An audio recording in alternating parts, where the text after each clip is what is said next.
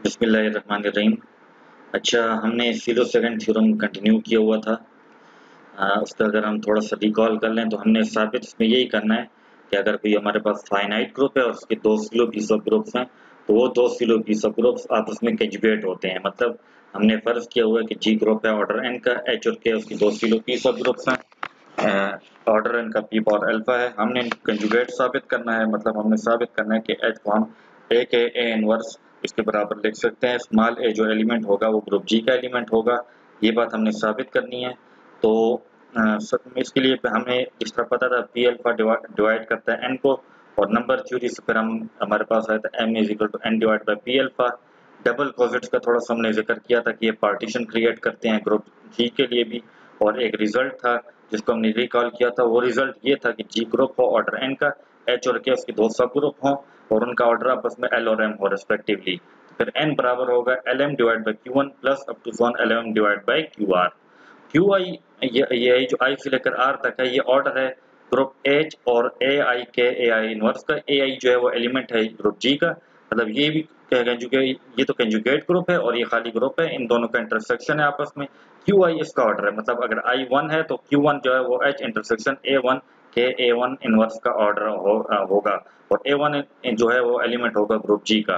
ठीक है, तो अब यहाँ पर ग्रुप जी जो है उसका ऑर्डर एन के बराबर है, एच और के का ऑर्डर पी पावर अल्फा के बराबर है। तो इस रिजल्ट के मुताबिक एन बराबर आ रहा है पी अल्फा और पी अल्फा के product divide by Q A, और समेशन जो है वो आई से लेकर आर तक है। पी पावर अल्फा को जब आप बोथ साइड्स पर डिवाइड करेंगे तो एक साइड से तो पी पावर अल्फा कैंसिल हो जाएगा, और दूसरी साइड से फिर ये जो आ जाएगा N divide by P power alpha. ये इक्वेशन स्टार के मुताबिक एन के बराबर है, और ये आ जाएगा P alpha divide by Q I. इस समीशन को एक्सपेंड कर दें तो P alpha divide by Q one plus P alpha divide by Q two अब तो सॉन P alpha divide by Q R हमारे पास आएगा। अब देखें एच और के तो हमारे पास क्या है, सीलो पी सब ग्रुप्स हैं। तो हर सीलो पी सब ग्रुप क्या होता है, पी ग्रुप होता है ना, क्योंकि सीलो अब एच और के का ऑर्डर क्या है, पी पावर अल्फा। ठीक है, और पी ग्रुप की क्या डेफिनेशन है कि इनका जो ऑर्डर है वो पी की पावर के फॉर्म में होता है। तो एच और के का ऑर्डर पी की पावर की फॉर्म में है, तो एच और के हमारे पास क्या है, पी ग्रुप से हमारे पास। ठीक है, जब के हमारे पास पी ग्रुप है तो फिर ए आई के ए आई इनवर्स ये भी पी ग्रुप होगा, क्योंकि एलिमेंट्स की तादाद तो वही पी पावर अल्फा ही रहेगी ना।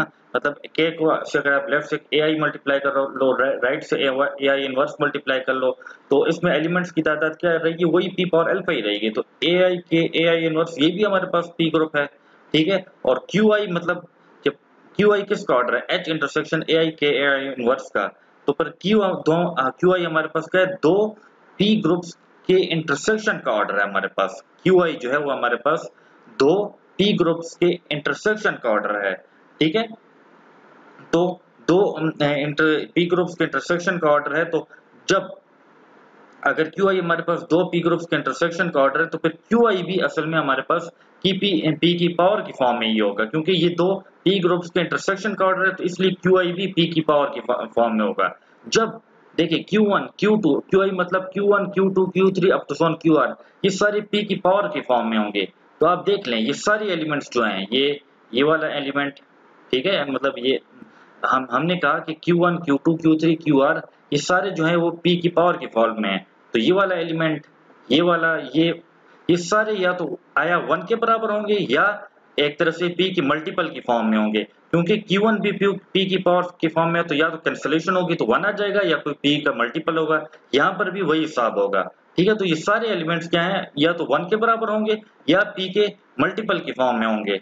ठीक है, लेकिन जब P और M का जीसीडी हमारे पास M1 है, मतलब P जो है वो M को डिवाइड नहीं करता, तो फिर P जो है मतलब M को डिवाइड नहीं करता, तो P जो है वो इक्वेशन डबल स्टार की इस राइट हैंड साइड को भी डिवाइड नहीं करेगा।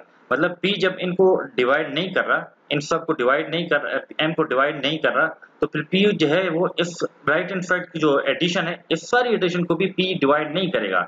लेकिन ये थोड़ी सोचने की भी बात है कि ये कैसे मुमकिन हो सकता है, क्योंकि ये सारे या तो 1 के बराबर होंगे या P के मल्टीपल की फॉर्म के बराबर होंगे।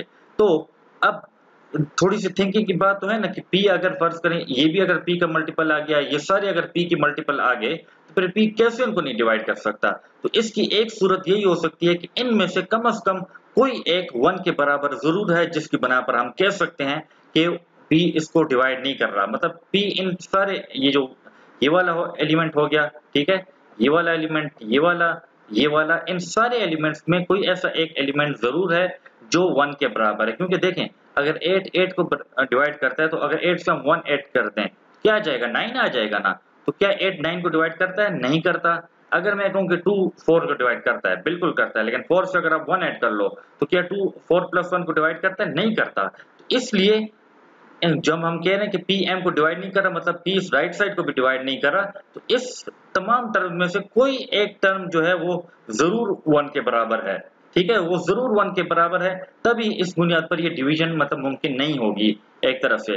तो फर्ज कर लेते हैं कि वो P power alpha divide by Q1 जो है 1 के बराबर है। ठीक है, फर्ज कर लेते हैं। तो P power alpha divide by Q1 ये 1 के बराबर है, तो पी अल्फा किसके बराबर है? Q1 के बराबर है। जब p पावर अल्फा Q1 के बराबर आ रहा है, तो मतलब क्या हुआ कि H इंटरसेक्शन A1 के A1 इनवर्स का ऑर्डर जो कि Q1 के बराबर है, दर हकीकत वो p पावर अल्फा के बराबर है। मतलब क्या हुआ कि इसका ऑर्डर भी, इस ग्रुप का ऑर्डर भी p पावर अल्फा आ रहा है। मतलब ये चूंकि H जो है H इंटरसेक्शन A1 के AN1, ये H का सबसेट तो है, लेकिन इसका ऑर्डर भी p पावर अल्फा है, तो ये इसका एक्चुअली सब ग्रुप आ रहा है। मतलब चूंकि इसका ऑर्डर भी p पावर अल्फा आ रहा है, तो ये इंटरसेक्शन जो है वो H का सब ग्रुप आ रहा है, और इसका ऑर्डर भी क्या है? p पावर अल्फा ही है। ठीक है, क्योंकि ये H का ही ऑर्डर है हमारे पास। और दूसरी बात ये कि H इंटरसेक्शन A1 के A1 इनवर्स, ये ऑब्वियसली H का सब ग्रुप ही होगा, क्योंकि ये हमारे पास ये बजाय खुद क्या है, हमारे पास ग्रुप है, ग्रुप ही तो है ना, ग्रुप की प्रॉपर्टी सेटिस्फाई करते हैं, तो ऑब्वियसली ये H का सब ग्रुप होगा।